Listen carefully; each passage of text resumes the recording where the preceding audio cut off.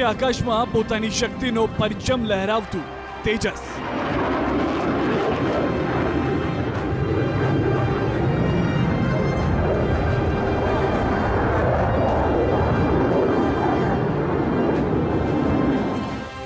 ભારતીય સેના પ્રમુખે તેજસમાં ઉડાન ભરી તો સંકેત સાફ હતો કે દુશ્મનો પોતાનું ઘર સંભાળે।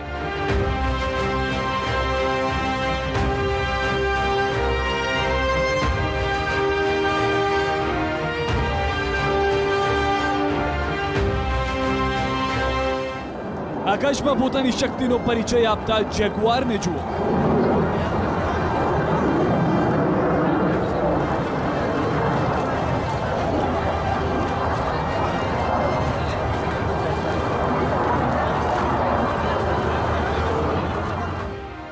ચીન અને પાકિસ્તાનને સીધા રહેવાનો હુંકાર કરતું સુખોઈ જુઓ।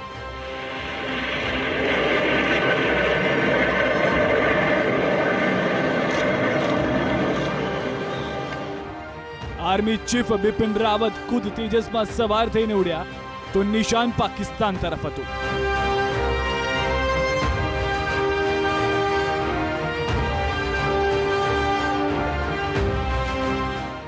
એશિયાના સૌથી મોટા એર શોમાં ભારતે બતાવી પાકિસ્તાનને औकात।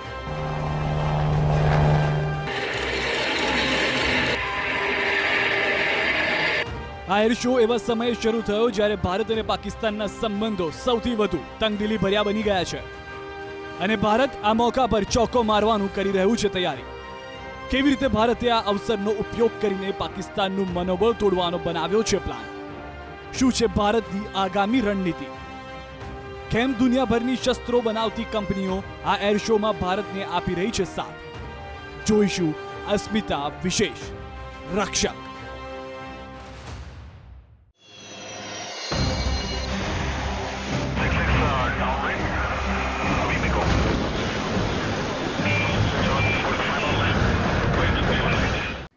નમસ્કાર, અસ્મિતા વિશેષમાં આપનું સ્વાગત છે। હું છું સિદ્ધાર્થ ધોળકિયા। પહેલા પોખરણમાં શક્તિ પ્રદર્શન અને હવે ગરજ્યું કર્ણાટકનું આકાશ। ઉત્તરથી લઈને દક્ષિણ સુધી આપણી વાયુસેના પાકિસ્તાનને બતાવી રહી છે શક્તિ।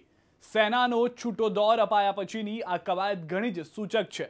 પુલવામા આતંકી હુમલા પછી ભારતે બદલો લેવાનું નક્કી કર્યું છે, ત્યારે દુશ્મનના દરેક વ્યૂહને ભેદવાની તૈયારી કરી રહ્યું છે ભારત।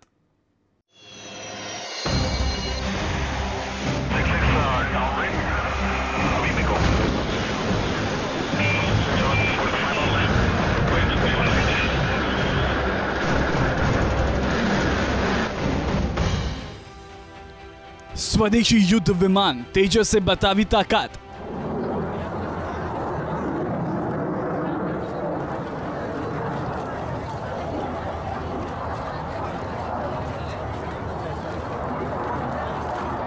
આ છે દેશનું પહેલું સ્વદેશી યુદ્ધ વિમાન। આ ફાઇટર જેટમાં સવાર થઈને સેના પ્રમુખ બિપિન રાવતે ઉડાન ભરી। સેના પ્રમુખની આ ઉડાન ઘણી જ સૂચક છે। मुझे जो ये मौका मिला LCA में उड़ान भरने का, ये मेरे लिए एक बहुत ही अच्छा मौका था। जिस तरह से मैंने इस जहाज को एक्सपीरियंस किया, मैं सिर्फ ये कहना चाहूँगा कि टारगेटिंग जो इसकी है बहुत अच्छी है, क्योंकि मुझे पायलट ने दिखाया, एयर वाइस मार्शल तिवारी जो मुझे पायलट कर रहे थे, उन्हें दिखाया किस तरह से हम रेडार के जरिए भी इसको टारगेट कर सकते हैं, रात के जरिए भी। और बिल्कुल जिस तरह से टारगेटिंग हो रही थी, बिल्कुल एक्यूरेटली टारगेट पे जो बॉम्ब हैं और जो बाकी रॉकेट्स हैं पहुंच रहे थे। જોયું તમે સેના પ્રમુખ કયા ટાર્ગેટની વાત કરી રહ્યા છે? તેજસ એ મલ્ટીરોલ એરક્રાફ્ટ છે જેનું નિશાન અચૂક છે। ભારતીય વાયુસેનામાં 123 તેજસને સામેલ કરાયા છે। તમામ તેજસ વિમાન ભારતમાં બન્યા છે।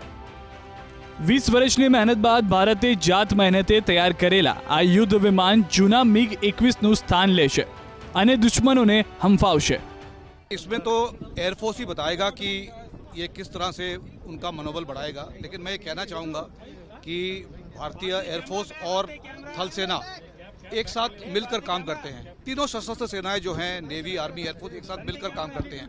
तो जिस तरह से भी हम हवाई शक्ति अगर एयरफोर्स की बढ़ाते हैं तो थल सेना की भी शक्ति बढ़ती है, क्योंकि हम सब एकजुट होकर काम करते हैं। और मैं यही कहना चाहूँगा कि इस तरह के जहाज अगर उनकी इन्वेंट्री में शामिल होते रहे तो सशस्त्र सेनाओं की जो शक्ति है वो बढ़ती रहेगी। એક કલાકમાં 2205 કિલોમીટર અંતર કાપતું મીડિયમ સાઇઝનું આ યુદ્ધ વિમાન બનાવનારી સરકારી કંપની છે હિન્દુસ્તાન એરોનોટિક્સ લિમિટેડ. ભારતીય વાયુસેનાને આવા 200 યુદ્ધ વિમાનની જરૂર છે, જેમાંથી 123 વિમાન વાયુસેનાને મળતા જ વાયુશક્તિમાં વધારો થયો છે. ભારતીય બનાવટના યુદ્ધ વિમાન તેજસની આ તાકાત હવે ભારતીય વાયુસેનાનો હિસ્સો બની ગઈ છે. હવે આવા 123 યુદ્ધ વિમાનની મદદથી ભારત દુશ્મન દેશ પર મિસાઇલ છોડી શકે છે, બોમ્બ મારો કરી શકે છે અને હવામાં જ દુશ્મનને ઠાર પણ કરી શકે છે. પોતાના પાપના કારણે 4 વખત ભારતના હાથે માર ખાઈ ચૂક્યું છે પાકિસ્તાન. હવે આ 5મો પ્રહાર હશે જો યુદ્ધ થાય તો. પાકિસ્તાને ભલે યુદ્ધનો જવાબ આપવાની શેખી મારી હોય, તે સારી રીતે જાણે છે કે ભારતની સેના તેને રણ મેદાનમાં ખૂબ જ ખરાબ રીતે પરાસ્ત કરી શકે છે.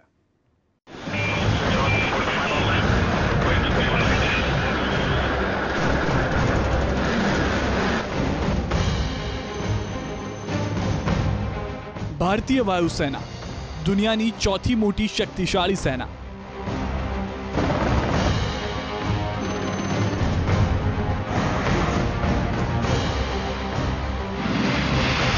વર્ષના ઇતિહાસમાં ભારતીય વાયુસેના દેશની અંદર અને બહાર જે મુકામ પર પહોંચી છે, તે મુકામ પર દુનિયાના 190 દેશો આજ સુધી પહોંચી શક્યા નથી.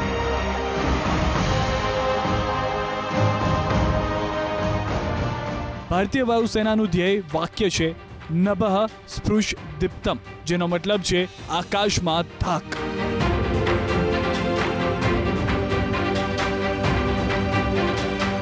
પાકિસ્તાન અને ચીન સામેનું યુદ્ધ હોય કે કુદરતી આફત, ભારતીય વાયુસેના હંમેશા પડકારો સામે સૌથી આગળ રહે છે. ભારતીય વાયુસેના પાસે 676 fighter aircraft, 857 transport aircraft, 809 attack aircraft, 323 trainer aircraft અને 16 અટેક હેલિકોપ્ટર સહિત 666 હેલિકોપ્ટર છે ભારતીય વાયુસેના પાસે.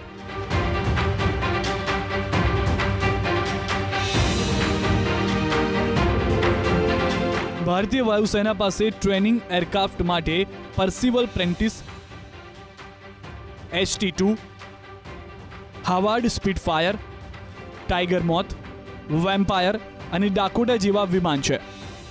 તો આ છે સ્પીટફાયર, ટેમ્પિટ, વેમ્પાયર, તુફાની, હન્ટર અને નેટ, જે કોઈ પણ દુશ્મનનો ખાત્મો બોલાવી શકે છે. ભારતના બોમ્બર એરક્રાફ્ટ છે લિબરેટર અને કેનબરા. આ બોમ્બર જેટ આકાશમાં જ દુશ્મનોની કબર ખોદે છે. દુશ્મન હવામાં હોય કે જમીનમાં, તેનો કિલ્લો ઢેર કરીને જ પરત ફરે છે આ વિમાન.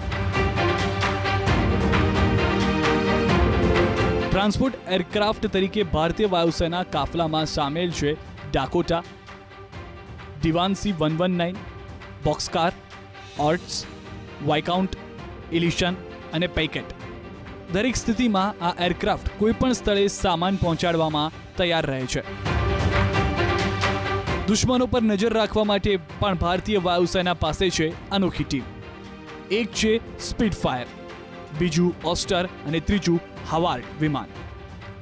આ વિમાનો 24 કલાક દુશ્મનોની હરકત પર રાખે છે નજર.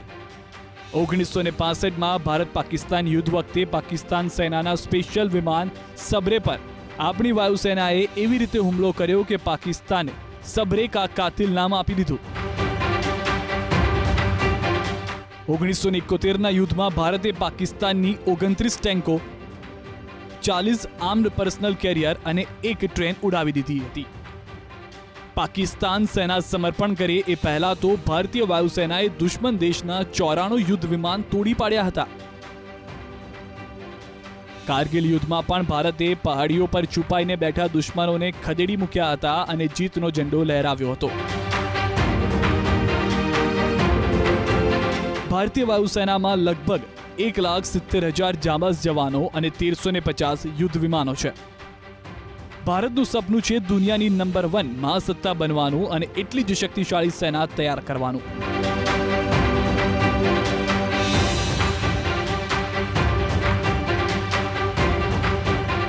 ભારત પોતાના પથ પર આગળ વધી રહ્યું છે અને દુશ્મનોની ચિંતા પણ।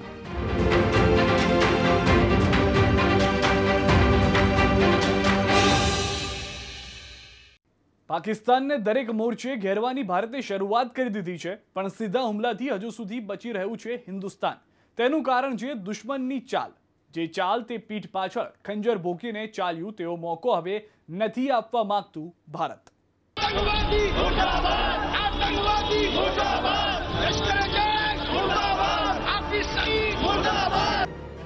એક તરફ પાકિસ્તાન વિરુદ્ધ દેશભરમાં ગુસ્સો, બીજી તરફ આકાશમાં ભારતનું શક્તિ પ્રદર્શન।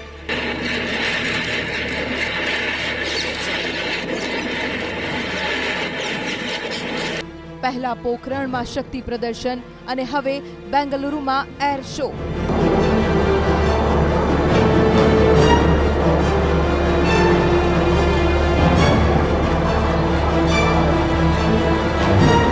ભારતીય સેનાનો જોશ પણ હાઈ છે, પરંતુ દેશના નાગરિકો ઈચ્છી રહ્યા છે પાકિસ્તાનનું પતન।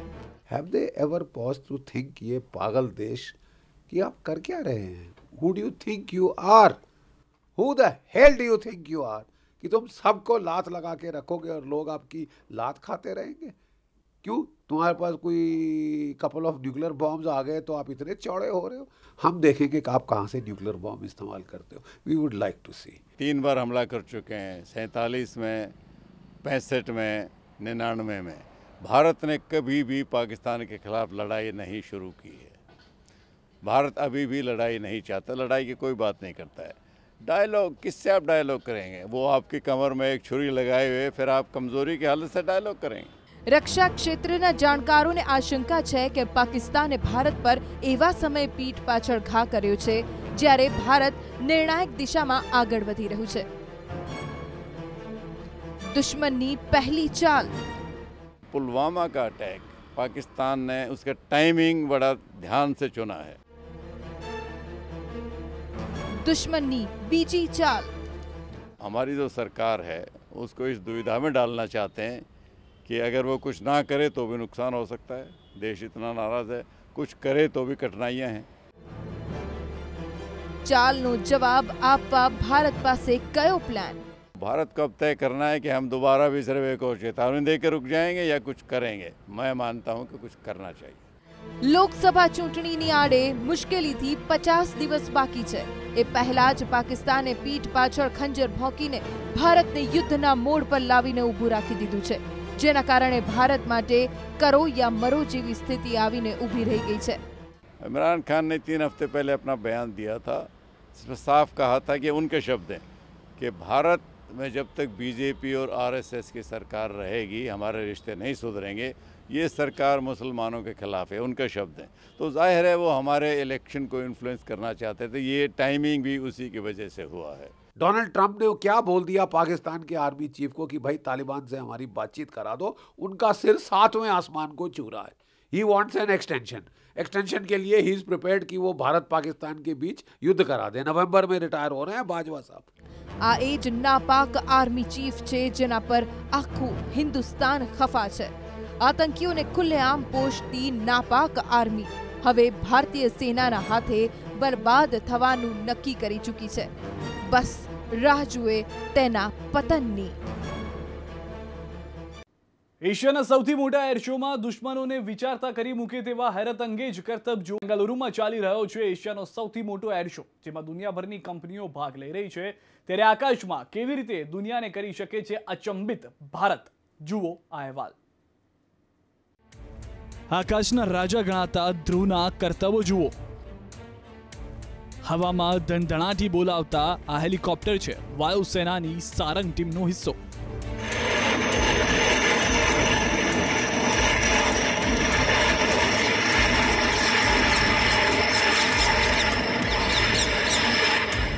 હવામાં મોરની માફક કળા કરતા આ હેલિકોપ્ટર સારંગના પાયલટની કમાલ છે।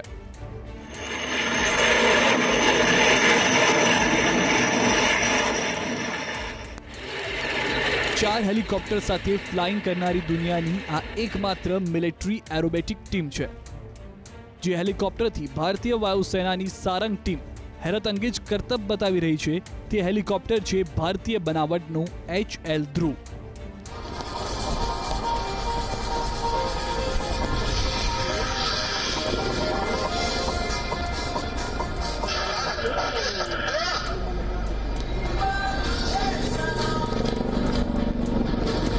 અત્યાર સુધી દેશમાં 200થી વધારે અને વિદેશોમાં 20થી વધારે વખત પોતાનો જલવો બતાવી ચૂક્યા છે સારંગના જાબાજો.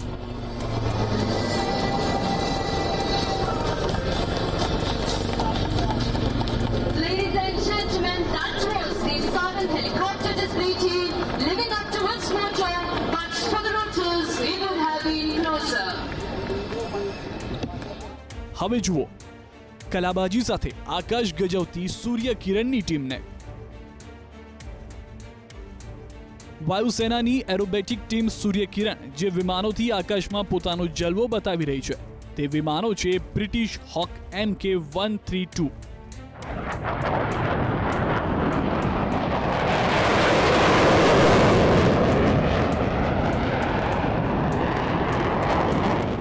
હવામાં કરતબ વખતે તેમની સ્પીડ હોય છે 650 કિલોમીટરથી લઈને 750 કિલોમીટર પ્રતિ કલાક સુધીની.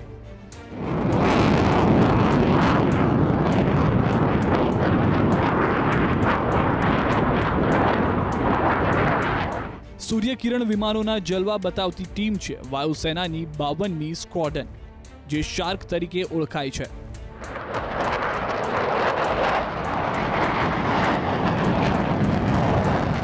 સૂર્યકિરણની ટીમનું ગઠન 27 મે 1993માં થયું હતું. સૂર્યકિરણના કાફલામાં કુલ 9 હોક વિમાન છે જે દેશ વિદેશમાં ભારતીય વાયુસેનાની તાકાતને પ્રદર્શિત કરે છે.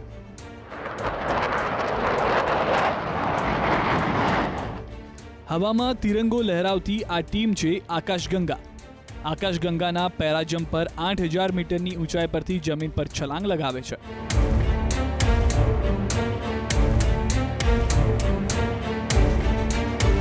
વાયુસેનાના 3 જમ્પર હવામાં તિરંગો બનાવે ત્યારે નીચે ઉભેલા લોકો ચીચિયારીઓથી આકાશ ગજવી નાખે છે. હવામાં છલાંગ લગાવ્યા પછી તેમની ગતિ હોય છે 36 કિલોમીટર પ્રતિ કલાક.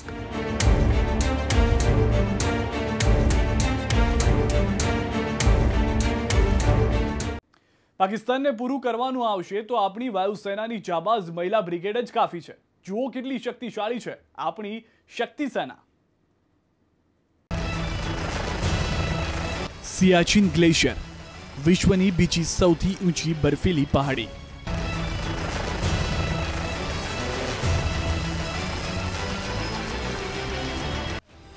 ખુશ્બુ ગુપ્તા લેહ સ્થિત 114 હેલિકોપ્ટર યુનિટમાં કામ કરનારી 2 મહિલા પાયલટમાંથી એક છે. આ યુનિટ સિયાચીન પાયોનિયર્સ તરીકે પણ ઓળખાય છે. ભારતીય વાયુસેનામાં મહિલાઓ શું કરી શકે છે તેનો પુરાવો છે ખુશ્બુ.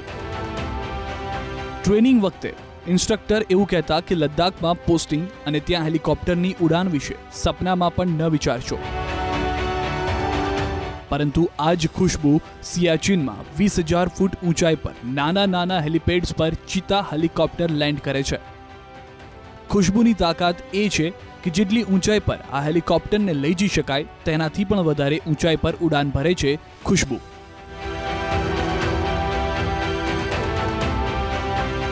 બરફના તોફાન વચ્ચે જ્યારે પ્રવાસીઓ ફસાયા હોય ત્યારે દેવદૂત બનીને તેમની મદદ કરવા પહોંચે છે ભારતીય વાયુસેના.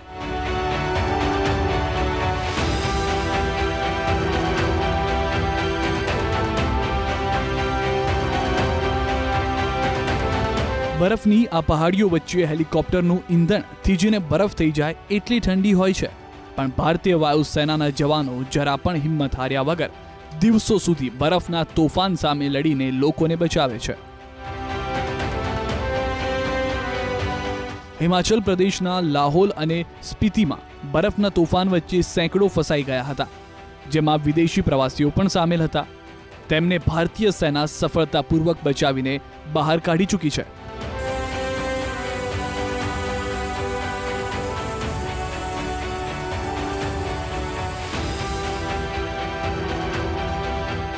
લાહોલ અને સ્પીતિ એ પર્વતની એ ટોચ છે જ્યાં તાપમાન હોય છે -13 ડિગ્રીથી લઈને -25 ડિગ્રી સુધી. વર્ષ 2014 પહેલા મહિલાઓને યુદ્ધના મેદાનમાં કામ કરવાની અનુમતિ નહોતી, પરંતુ મોકો મળ્યો તો મહિલાઓએ પણ પોતાના હીરને સાબિત કરી બતાવ્યું. હવે જો યુદ્ધ થશે તો દુશ્મનો પર બોમ્બ ફેંકવામાં સામેલ હશે આ જાબાઝ મહિલાઓ.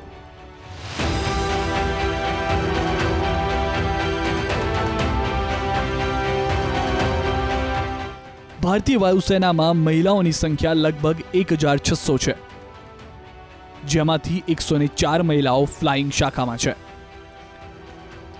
સંખ્યાબળની દ્રષ્ટિએ ચીનની વાયુસેના વિશ્વમાં બીજા ક્રમે છે અને પાકિસ્તાન 7મા ક્રમે. ચીન પાસે 3,30,000 વાયુ સૈનિકો છે અને પાકિસ્તાન પાસે માત્ર 65,000. તો અસ્મિતા વિશેષમાં આવતીકાલે ફરીથી મળીશું એક નવા વિષય સાથે. દેશ, પ્રદેશ અને દુનિયાના તમામ સમાચાર માટે આપ જોતા રહો ગુજરાતની નંબર 1 ન્યૂઝ ચેનલ એબીપી અસ્મિતા, ગુજરાતની અસ્મિતા.